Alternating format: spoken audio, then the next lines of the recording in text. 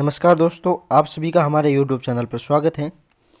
हम आरबीएससी कक्षा 12वीं के इतिहास को पढ़ रहे थे, जिस बुक का नाम है भारत का इतिहास। इसके हमने 5 अध्याय पूरे कंप्लीट पढ़ लिए। आज हम पढ़ेंगे अध्याय 6 का पार्ट 16। ठीक है, अध्याय 6 के भी हमने 15 पार्ट बना लिए हैं। तो अगर आपने ये सभी वीडियो नहीं देखे तो आप हमारे YouTube चैनल की प्लेलिस्ट में जाकर सभी वीडियो देख सकते हो। अध्याय का नाम है आधुनिक भारत का स्वाधीनता आंदोलन। अध्याय महत्वपूर्ण है। अगर आप 12वीं में हो, अगर 12वीं में नहीं हो और किसी प्रतियोगी परीक्षाओं की तैयारी कर रहे हो तो आपके लिए ये उपयोगी होने वाला है। अध्याय 15 नंबर का है, यानी कि 12वीं के बोर्ड एग्जाम में आपके 15 नंबर के सवाल आएंगे। अगर आप इसके PDF नोट पाना चाहते हो तो आप हमारे टेलीग्राम चैनल को ज्वाइन कीजिए, जिसकी लिंक आपको डिस्क्रिप्शन में मिल जाएगी।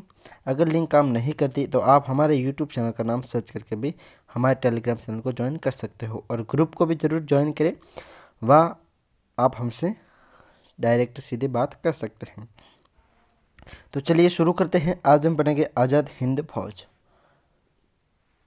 द्वितीय विश्व युद्ध में दिसंबर 1941 में जापानियों ने उत्तर मलाया में ब्रिटिश सेना को पराजित कर दिया।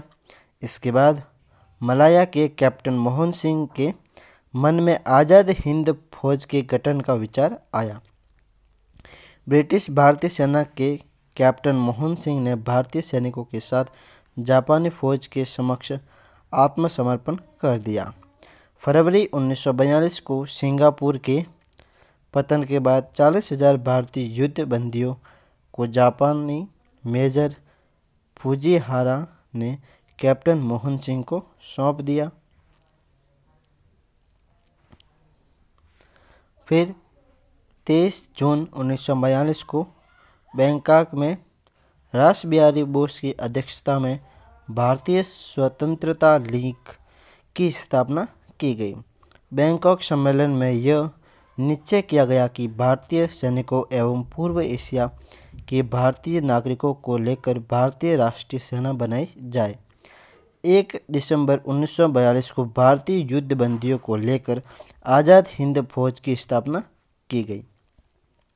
इसकी पहली डिवीज़न के गठन के साथ ही नियमित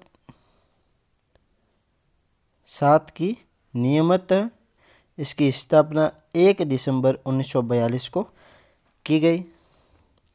1 सितंबर, ठीक है, 1 सितंबर 1942। आगे हैं, सुभाष चंद्र बोस भारतीय स्वतंत्रता लीग के अध्यक्ष बने। सुभाष चंद्र बोस ने 21 अक्टूबर 1943 को सिंगापुर के कैथ हॉल में अस्थायी भारतीय सरकार की स्थापना की घोषणा की। जापान, जर्मनी, इटली, बर्मा, चीन, थाईलैंड, फिलीपींस, मंचूरिया आदि की सरकारों ने आज़ाद हिंद फौज की अस्थायी सरकार को मान्यता प्रदान कर दी।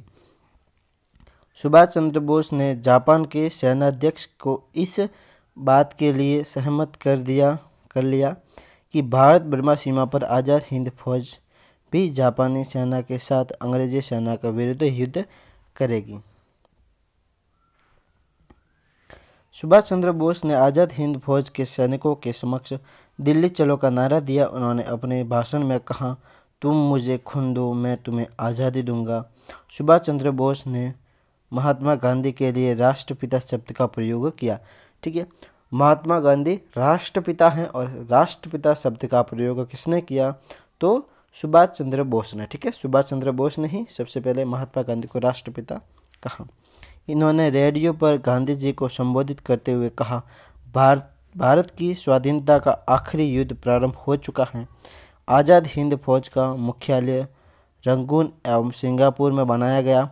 गांधी, सुभाष एवं नेहरू ब्रिगेड बनाई गई हैं। झांसी रानी रेजिमेंट के रूप में महिलाओं का दल बनाया गया।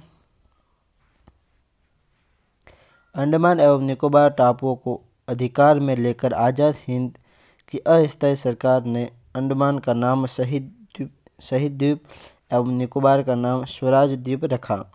इन द्वीपों पर भारत का झंडा फहराया गया। आज़ाद हिंद फौज के सैनिकों ने जापानी फौज के साथ कोहिमा पर कब्जा कर भारत का तिरंगा झंडा फहराया। आज़ाद हिंद फौज इम्फाल तक पहुंच गई। इम्फाल आगे जापान के युद्ध में पराजय के बाद आज़ाद हिंद फौज के अधिकारियों एवं सैनिकों को गिरफ्तार कर युद्धबंदी के रूप में भारत लाया गया। सहनवाज खां, गुरुदयाल सिंह ढिल्लों एवं कर्नल सहगल पर दिल्ली के लाल किले में मुकदमा चलाया गया। आज़ाद हिंद फौज के अधिकारियों एवं सैनिकों की रिहाई के लिए देश में आंदोलन हुआ।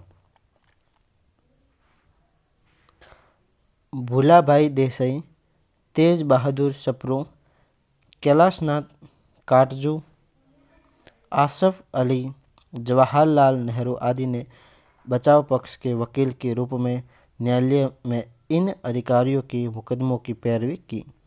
सैनिक न्यायालय ने इन अधिकारियों को मृत्युदंड की सजा दी।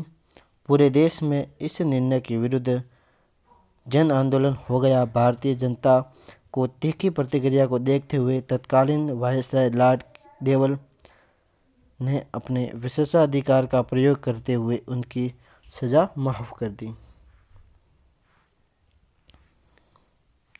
आज़ाद हिंद फौज के त्याग एवं बलिदान ने भारतीयों के मन में स्वतंत्रता की भावना को और तीव्र कर दिया। अब लोग शीघ्र स्वतंत्रता प्राप्त करने वाले चाहते थे। आज़ाद हिंद फौज के सैनिकों के बचाव के लिए चलाए जा रहे आंदोलन में विभिन्न वर्ग के लोग सम्मिलित हुए। राजनीतिक दलों के साथ व्यवसायी, भारतीय, ब्रिटिश सैनिक, युवा आदि बहुत बड़ी संख्या में अनेक इनके बचाव के पक्ष में आ गए। ठीक है, आगे हैं। छात्र कक्षा का बहिष्कार करने लगे। व्यवसायियों ने अपनी दुकानें बंद की। इसका प्रभाव ब्रिटिश नौसेना एवं थल सेना पर भी पड़ा। फरवरी 1946 में बम्बई की नौसेना के विद्रोहियों ने आज़ाद हिंद फौज के सिपाहियों को छोड़ने की मांग की। गुप्तचर ब्यूरो निदेशक ने आज़ाद हिंद फौज के सैनिकों को रिहा करने के लिए चलाए जा रहे आंदोलन के बारे में कहा, शायद ही कोई और मुद्दा हो जिसमें भारतीय जनता ने इतनी दिलचस्पी मतलब रुचि, ठीक है, दिखाई हो। और यह कहना गलत नहीं होगा कि जिसे इतना व्यापक सहानुभूति मिली हो। दोस्तों, आज के लिए इतना ही। वीडियो देखने के लिए आपका धन्यवाद। अगर आपके लिए वीडियो उपयोगी है तो इस वीडियो को लाइक कीजिए। आपका मन में कोई डाउट है, सवाल है तो हमें कमेंट करके बताइए। इस वीडियो को ज़्यादा से ज़्यादा शेयर कीजिए और अभी तक चैनल को सब्सक्राइब नहीं किया तो चैनल को सब्सक्राइब करिए और बेल आइकन जरूर दबाइए। ठीक है दोस्तों, थैंक यू। आगे मिलते हैं एक नए वीडियो में। धन्यवाद।